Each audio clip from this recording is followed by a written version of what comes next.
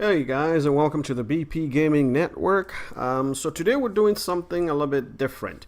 Um, Due to a request that we received, we're gonna do a tutorial about Out of the Park Baseball 19. We're just gonna do this is a basic tutorial on how to play this game, what kind of settings to choose or to select. There's a lot of stuff. This game is got depth upon depth and depth, has a lot of features, a lot of things on it, and it can be a bit overwhelming at first. So we're gonna do a tutorial just to help people out. I gotta do a disclosure here. I am not in any way affiliated with Out of the Park Baseball development team. Those are the guys who developed this game. I'm not paid to do this tutorial. It's not a review or anything like that. I'm just a huge fan of Out of the Park Baseball. I've been playing Out of the Park Baseball since Out of the Park Baseball 14, OOTP 14. That's about five or so years ago, and I really love the game. I've done a lot of research. Primarily, I love baseball. That's my game. I've been a fan of baseball for a long time, and so I understand a lot of the rules and things like that. But as far as the game, I've been playing it for some time now. I do play it as often as I can, and so I've learned a lot over the last 5 years, and I've done a lot of research. One thing I would recommend for most people is please make sure that you're checking out the forum. Try to read up on what other people are suggesting. You can ask questions on the forum, so make sure you sign up on the forum. If you're not familiar with what I'm talking about, this is the Out of the Park Baseball forum. If you just type Out of the Park Baseball OOTP and go to the main homepage and look for the forum, it is on there. Select Out of the Park OOTP, Out of the Park Baseball development, make different games.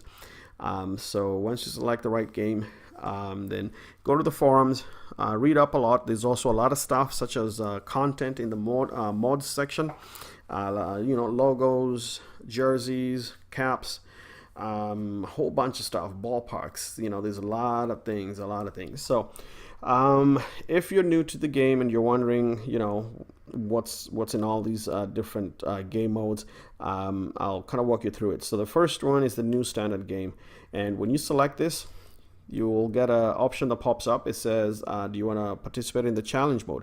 Challenge mode essentially just disables certain features to stop people from cheating. It tries to create a level playing field so that everybody is playing on the same level, and you're able to compete with other OOTP fans who are playing OOTP 19. There's a leaderboard. You get to see how well you're performing with your team. It's quite exciting. And things like commissioner mode, they're disabled so that people don't play God and try to customize the game and change the game to try and give themselves an edge.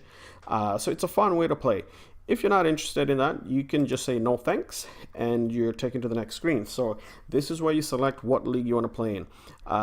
Keep in mind, these are actually real leagues with real teams and real players. So every league you see here comes with a database that has its real players as of 2018 opening day. So it's very exciting. There's a lot of stuff. So most people they just want to go into the Major League Baseball and play an MLB based game. That's fine. I have played the Mexican League, and it's very exciting. I've played the Cuban League. I've played in the Nippon Professional Baseball League in Japan. All of them very exciting. The game comes with logos, jerseys, and things like that. So it's really entertaining. So this is the most basic setting. Once you click start a game, it doesn't give you options to really change much because it's pre-customized, it's pre-designed, comes already set up. This is what most people will always go through, and it's using the current season, current league. If you want to play a historical game, then you could choose different settings. So OOTP allows you to basically play any game from 1871, which is called the early years, all the way to 1900. If you just keep in mind, if you select a game or team from 1871 all the way to 1900, those teams will not have any history. So the players may not have a lot of history in them, and there may not be a history to follow along. That's the only difference, but you will have as much as possible real players that played in that era and for those teams. So it is very exciting. If you choose the dead ball era, which starts from 1901 until 1920, you see right here, all of a sudden, there's a history now. So each season you select gives you a different history of what happened in that season. The players in the game will have their historical stats, which is accurate, and a whole lot more different stuff. So anytime you're playing a historical setting, you have to decide if you want to play a replay, which if you hear guys say replay, it means basically playing each year as it should have been or as it was without changing too many things. It's kind of fun, but it doesn't give you the autonomy to kind of make changes and do what you want with the team. Instead of a replay, you can basically just reenact the history as you want it to be. So that means the main thing is make sure you import the history, make sure you import the real minor leagues. And then there's other advanced options. We're not going to focus on that today, but there's a whole lot of other things you can do as you proceed to make to set up your game. We're not going to focus so much on the historical game. We could create another video for that at another time. I have played a few historical games and they're a lot of fun. The next option is your custom game mode. This is where you get to play your fictional leagues. You can create a real world league and do whatever you want with it. You can create a fictional league completely based on what you want. You can name the teams, you can name the league, you can tell the system where your league is based. It's really fun. I do have a fictional league that I play, and it's really exciting. And you know, I'd encourage you to try out different modes. One thing I can tell you about fictional league is that it doesn't have that connection that you may have with the real MLB team. So you have this league that has these players that are fictional, and you get to know about them in your own way without having any preconceived notions or ideas about them. Like, for example, if you're playing a real MLB team, you tend to look at players and you want to make decisions based on what's happening to those players in real life. You want them to perform the way they're performing right now in real life. Like, let's say you got Mike Trout.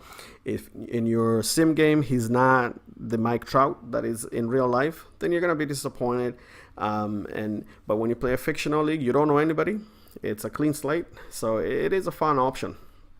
You can also create a historical league, you know, and do a lot of different things with that. Quick start is for those people who, for example, let's say you purchased this game halfway into the season, like right now. We just got through the All-Star break, and you wanna launch a game, but you don't want to start the game with the most recent updated roster database.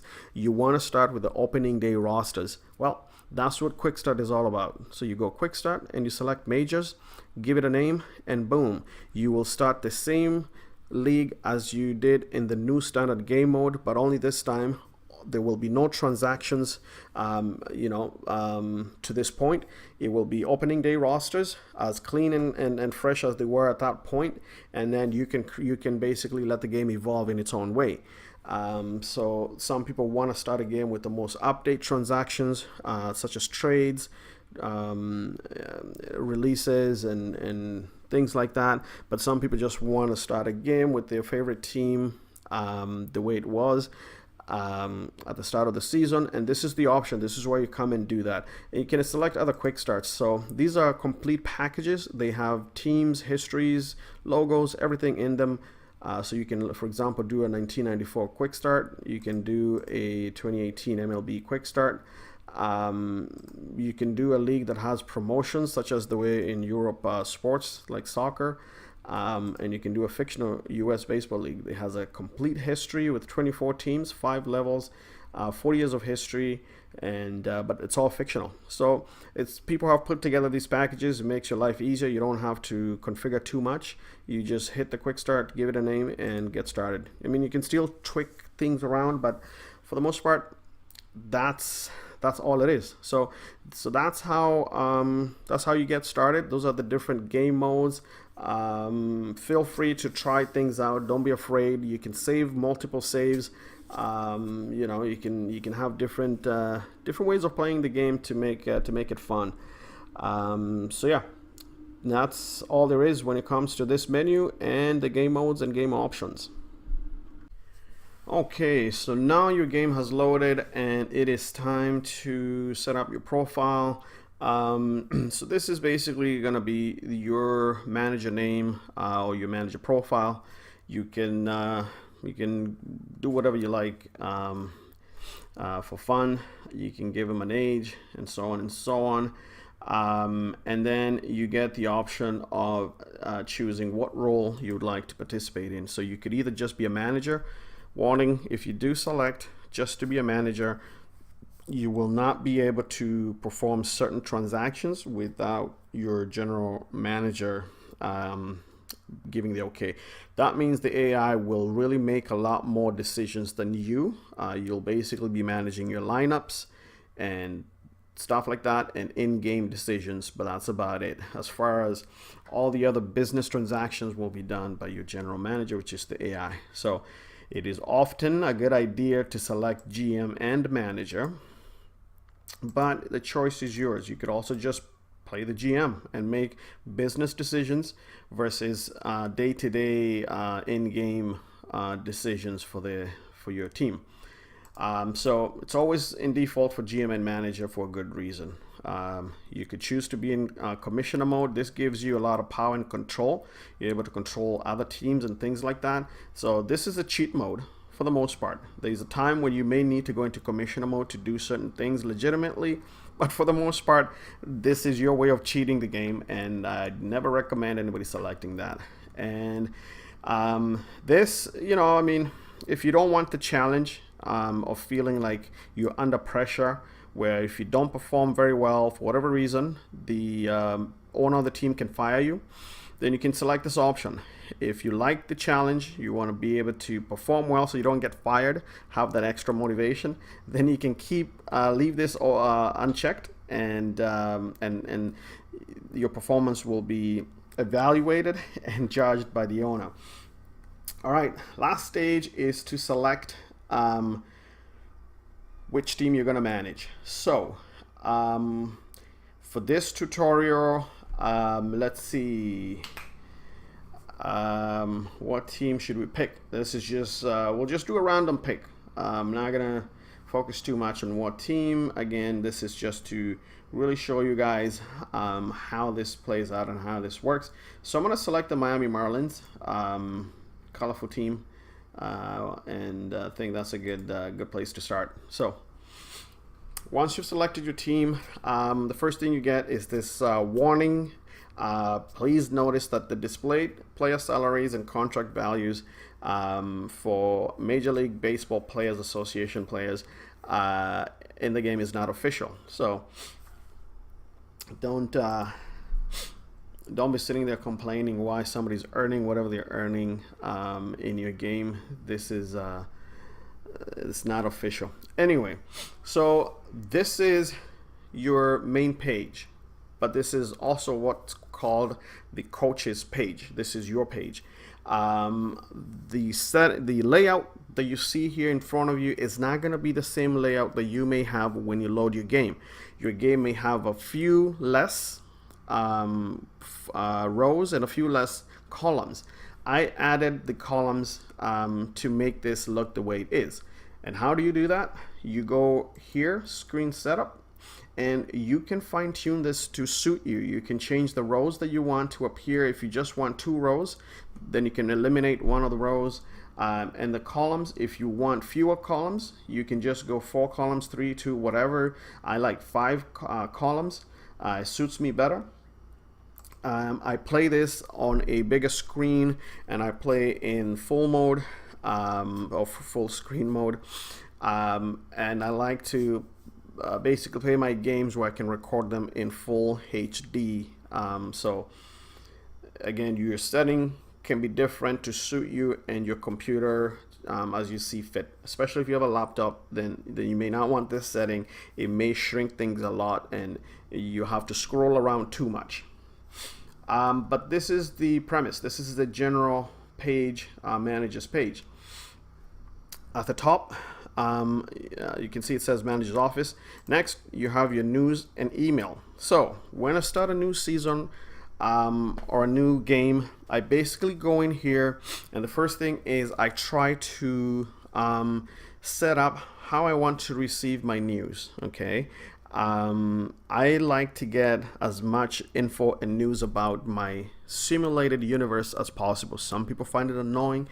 I find that it adds a little bit of realism and immersion to it. So I always change this to news from your league and organization. And then nowadays I don't do game recaps, but if you want to have game team recaps emailed to you after every game, you can select this option. I tend not to nowadays because you can easily find this information by just going to your calendar and checking out all the games you played in the season and how you performed. But sometimes I like to have it on depending on what kind of a league or game I'm trying to play. I leave everything else checked because like I said, I like to get a lot of news and info. I like to just read them up. It really creates some realism into your game. Notes. This is something that I utilize. You can create notes for yourself.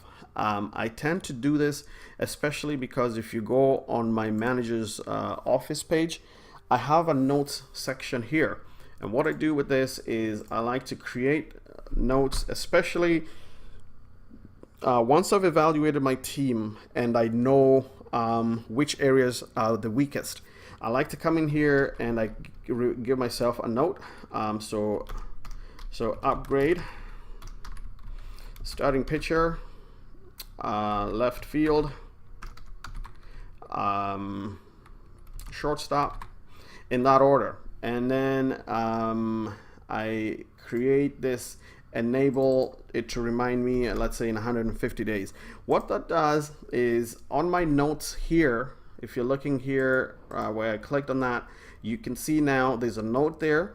Just from being on this page, when I quickly glance at my team, I can see right away that I need to upgrade my starting pitcher, or I need to get a good starting pitcher, or I need to trade for a good starting pitcher. So it's a way to organize thoughts. It's a way to keep things organized for myself. So when I see that, I know if somebody is going to send me a request for a trade, I'm more interested in starting pitchers at the top of my needs, followed by left fielders. So if I see a deal, or if I see a player in the waivers, or a good player that's been put on the trading block, if they're a left fielder and they have the ratings and skills and attributes that I'm looking for, then I know I can make that move without thinking too much, because it's right here. It reminds me this is the second need for my team, so I need to improve that area. So again, this is something a lot of people may not do. I do it because there's a lot of data and information in this game. There's so much stuff. It's easy to just get overwhelmed and not pay attention to things and just focus on playing games and wonder why your team keeps losing. I like to keep track of things that way. And then if you go into history, it just shows you your manager's history and stuff like that. The next important tab is the manager options. This is where you get to tell the game how you want to play. So if, for example, you want to simulate multiple seasons and you don't want to be disturbed and you want your AI to make decisions for your team, you can come in here at the lower section here and select do not disturb. Once you select that, you can simulate across multiple seasons and the game will not stop to notify you of anything. At the same time, keep in mind that if you select that options, your AI will trade players, move players from different levels of your organization. It will accept or purchase free agents. It will release players. It will basically do all the transactions it needs to do to better the team as it sees fit without your input. So it's important that if you ever select that, make sure that you're willing to live and die with the consequences. I rarely do this, so I always want to be notified, and because I like to control every aspect of my game. So next is the exit autoplay. When do you want the game to exit autoplay? If you're trying to maybe, let's say, simulate across maybe 2 weeks or a week or a few days, these are the checks and balances that you want to make sure you consider and tell the game, so that if any one of these things happens, the game will take itself out of autoplay and come out and give you a chance to make some decisions before you continue with autoplay. So when a player is injured, I always leave it to when the player is out for 3 days, then notify me. If I'm simming through maybe a week or two, and my player gets injured for more than 3 days, I want to know about it, because that tells me, it may not be a serious injury, but I may have to make some decisions as far as my lineup and things like that. Again, the game is intelligent enough. It will make decisions for you when your players are injured. So you don't necessarily need this. This is for somebody who, like myself, likes to be a lot more in control. You can change this to suit you, or you can uncheck it. If you uncheck it, the game will never notify you when somebody's injured, but that's not a smart move. Do not uncheck that. You do want to know when your key, especially your key players, are injured. So you can say, maybe if a player is out for 5 days, I want to know about it. I leave it at 3 days, but you can select whatever duration you feel you need. When a player suffers a day-to-day injury, this is more adaptable now to the new game, because day-to-day injuries have become very common with Out of the Park Baseball 19. Day-to-day injuries don't necessarily mean the player is out of commission. That means they may suffer a minor injury, a moderate injury, or they may suffer a little bit more of a serious injury, but it will always be either small or moderate level of an injury. So when do you want the game to notify you of day-to-day injuries? I put it on moderate drop in performance, because some day-to-day injuries have very little impact to the player's performance. Excuse me. But some do. So moderate, if there's going to be moderate impact to a player's performance and I'm simming a game, I need to know about it so I can make some adjustments myself. But if it's just very minor, like a small performance drop in performance, I can live with that over a short period of time. So I leave it at moderate. And then I also like to know when my minor league teams are injured. A lot of people don't need to know this, because you will normally leave this up to your minor league managers to manage the team. I like to know this because depending on what kind of injuries and what's happening, I want to control the development of my players, and we'll get to that in a bit. So I always check that. You don't have to. Some people don't. Like I said, your minor league teams, if you leave the team to be managed fully by your managers, the managers will make decisions on injuries and things like that. But I do like to control that as well. And then the rest, I leave them as they are. I want to know if I receive trade proposals. I do want to know if I get a personal message from one of my staff and things like that. And I also want to know when the player is eligible to come off the DL, right? So as much as possible, try to leave as many of these checked, because if you don't, the game will not notify you of certain things as they happen. So if we move to the right side, you can see play mode. We left that as manager and general manager.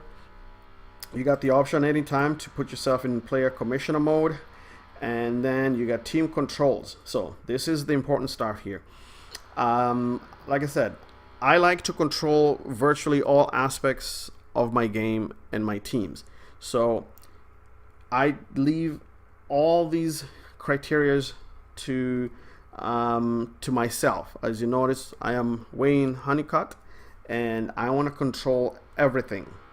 You may not want to. You could say, okay, for setting lineups and depth charts, I will leave it up to my bench coach. You could definitely do that. but I like to control that aspect. The bottom part is the only part that I leave it up to my minor league managers. So that's it for this video. Check out our part 2 to see the continuation of our tutorial with more settings and game setup. Thank you.